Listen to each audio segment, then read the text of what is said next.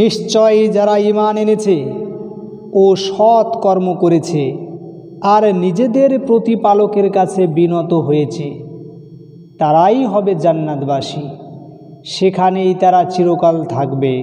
ইন্না মানে নিশ্চয়, আল্লাযিনা মানে যারা, আমানু ঈমান এনেছে, ওয়া এবং আমিলু আমল করেছে বা কাজ করেছে, সলিহাতি সৎ কাজ করেছে, ওয়া এবং আখবাতু বিনত হয়েছে, ইলা দিকে, রব্বি রবের দিকে, হিম তাদের রবের দিকে, উলাইকা ওই সমস্ত লোক, আসহাবু অধিবাসী হবে, আল জান্নাহ জান্নাতে, হুম তারা, ফি মধ্যে, হা তার মধ্যে, খালিদুন চিরস্থায়ী হবে।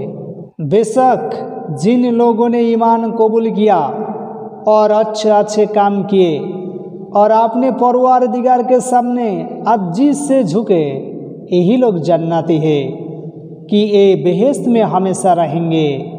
बेशक जो ईमान लाए और उन्होंने अच्छे अमल किए और उन्होंने अपने रब की तरफ रुजू किया तो यही लोग जन्नती है, वो इसमें हमेशा रहेंगे। Indeed, those who have believed and done righteous deeds and humbled themselves to their Lord, those who are the companions of paradise, they will abide eternally therein.